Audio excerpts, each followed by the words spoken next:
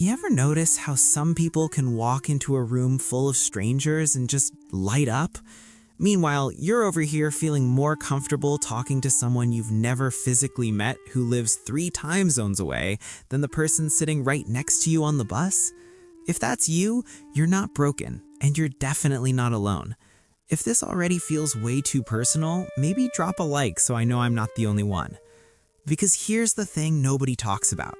There's an entire generation of people who found their real friends in a Discord server, who feel more understood by a username than by their own family, who would rather text for 3 hours than grab coffee for 30 minutes. And society looks at that like it's sad, like it's avoidance, like you're hiding. But what if you're not hiding at all? What if you're just finally being seen? Let me paint you a picture. You're 13 years old, middle school. The cafeteria is loud, chaotic, overwhelming. Everyone's already in their groups. You don't know where you fit. You say something funny, but it lands wrong. Someone laughs at you, not with you. You smile anyway. You pretend it didn't sting. You go home, you log on, and suddenly, in some random chat room or game lobby, someone gets your joke. They laugh. They add on to it. You stay up till 2 a.m. just talking about nothing and everything. No one cares what you're wearing, no one's judging your body language. You're just you, the version of you that actually makes sense. And for the first time in a long time, you feel like you can breathe. That's where it starts, not with loneliness, with relief. Because here's what people don't understand about online friendships.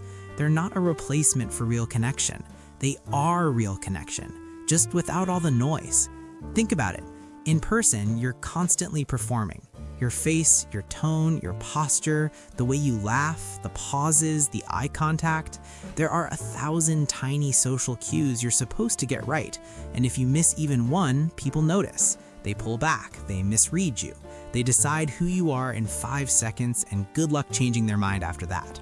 But online, you get to think before you speak. You get to be intentional. You're not fighting your anxiety or your stutter or the fact that your brain goes blank the second someone looks at you. You're just communicating, purely, honestly. And that's not shallow. That's not fake.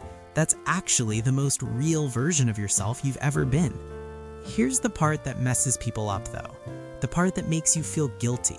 You start preferring it. You start choosing the online friend over the real life hangout. You turn down invitations, you make excuses, and everyone around you starts asking the same question. Why don't you go out more? Why are you always on your phone? Don't you have real friends? And you want to scream, I do have real friends. You just can't see them. Because the truth is, your online friends know you better than most people ever will. They've seen you at 3 a.m. when you couldn't sleep because your mind wouldn't stop. They've heard the stuff you'd never say out loud to someone's face. They don't need to see you to get you. But try explaining that to someone who thinks friendship only counts if it happens in the same room. There's actually a name for this. Psychologists call it selective socialization. It's the idea that some people don't need a lot of relationships. They just need the right ones, deep ones, intentional ones. The kind where you don't have to explain yourself every 5 minutes. And for a lot of people, online spaces offer that in a way the physical world just doesn't. Because here's the thing, the real world is built for extroverts, for people who recharge by being around others, for people who can small talk their way into closeness. But if you're someone who needs time to process, who connects through ideas instead of activities, who values depth over frequency, the real world can feel like you're constantly trying to fit into a mold that wasn't made for you. Online, you get to build your own mold. You find your people, the ones who care about the same weird niche things you do, the ones who communicate the way you do, the ones who don't expect you to show up to every event or text back in 30 seconds or pretend to be energetic when you're drained.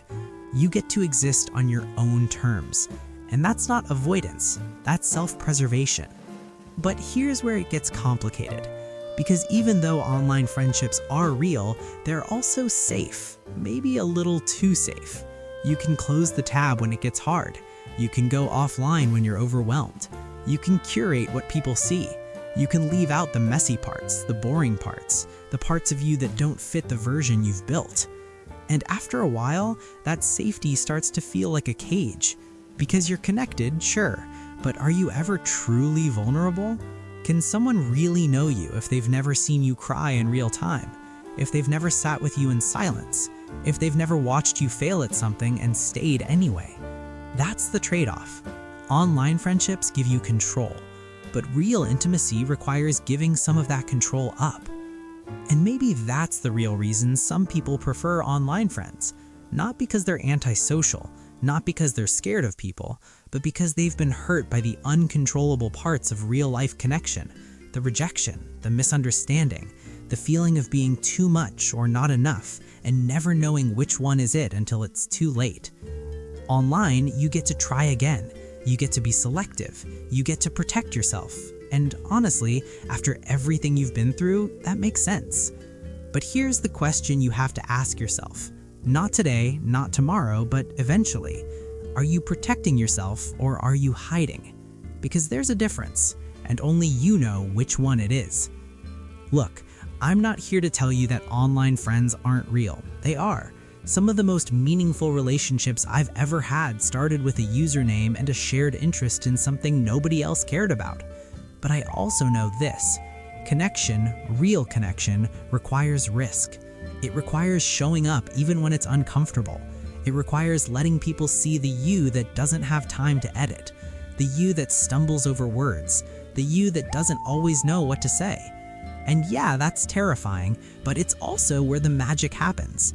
So maybe the goal isn't to choose one or the other. Maybe it's to take what you've learned online, the honesty, the depth, the intentionality, and bring a little bit of that into the real world. To find people who let you be both, who don't need you to perform, who see you, the real you, and stay. Because at the end of the day, you're not weird for preferring online friends. You're just someone who learned early that not all connection is created equal, that quantity doesn't mean quality, that sometimes the people who understand you best are the ones who never needed to see your face to see you.